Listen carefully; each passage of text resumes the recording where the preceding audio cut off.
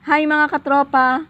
Bago ko kayo ipasyal virtually dito sa San Fabian Beach, Pangasinan, ay magsha-shoutout muna tayo sa mga nag-comment sa ating previous videos. Shoutout kay Simpleng Vlogera. Thank you sa laging panonood sa mga videos na ating ina-upload.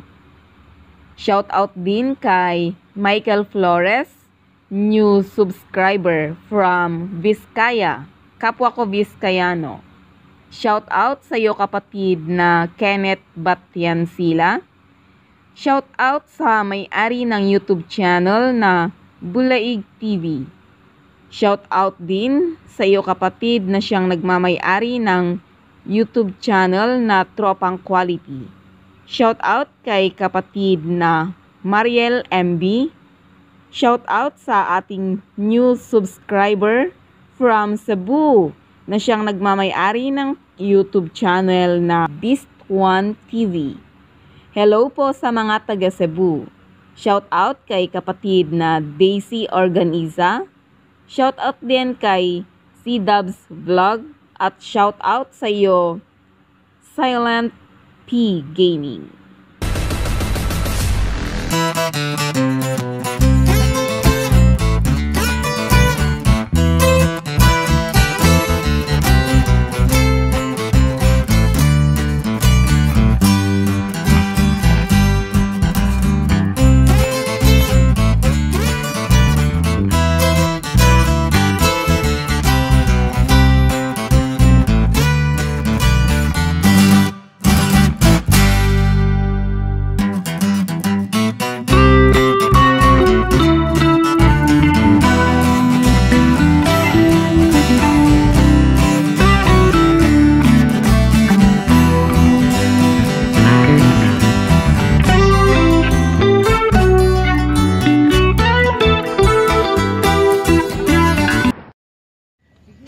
Good morning mga katropa!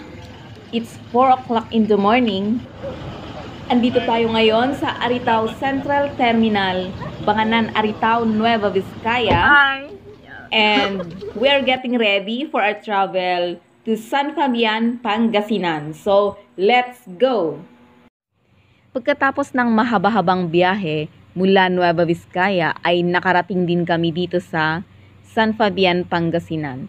Bago tuluyang pumasok sa beach resort ay mamamalengke muna kami ng mga seafoods para sa almusal at tanghalian. So kung balak nyo ding mamasyal dito sa San Fabian, Pangasinan, ay maaari din kayong mamalengke muna bago pumasok sa beach resort. So sa aming pamamalengke ay kasama namin ang aming mabait na school head cum driver. So tara at mamalengke.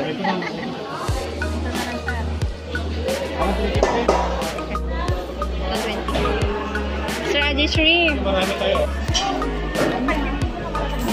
Anong kukunin mo? Wala, ito. Yung maliliit na lang, sir. Panghalo.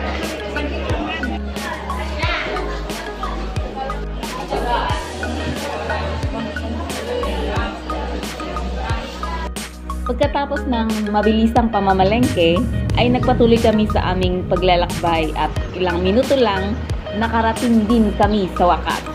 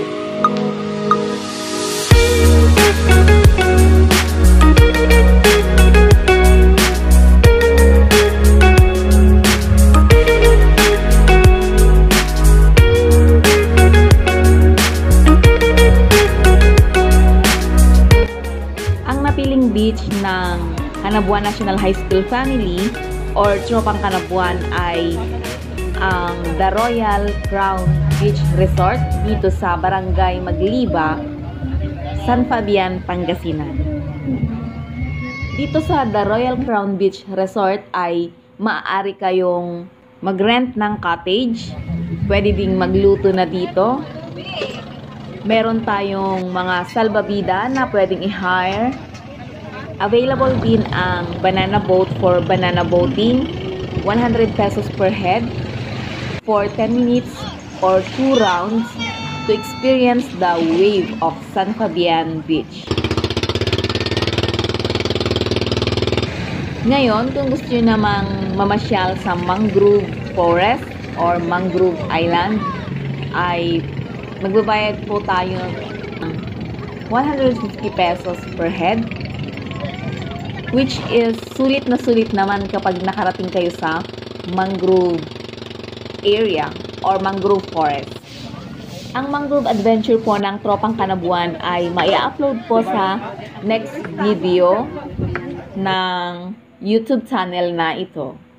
Sana po ay abangan ninyo mga katropa para naman po makita nyo kung gaano kaganda ang mangrove forest ng San Fabian. Masisilayan nyo din ang napakagandang sunset at sunrise dito sa San Fabian. Pwede din maglaro dito ng patintero at mag-sand castle. Kung ang hilig mo naman ay kumanta, marunong kang kumanta, magaling kang kumanta, open po ang videoke. Kung gusto mo namang ma-experience yung parang lumulutang sa tubig habang naglalakad, ay pwedeng-pwede din po. Mag-ingat nga lamang dahil medyo madulas. Kung gusto niyo naman ng fresh na seafoods for pasalubong, ay no need nang lumabas mula sa resort kasi may mga nag-aalok na sa loob mismo.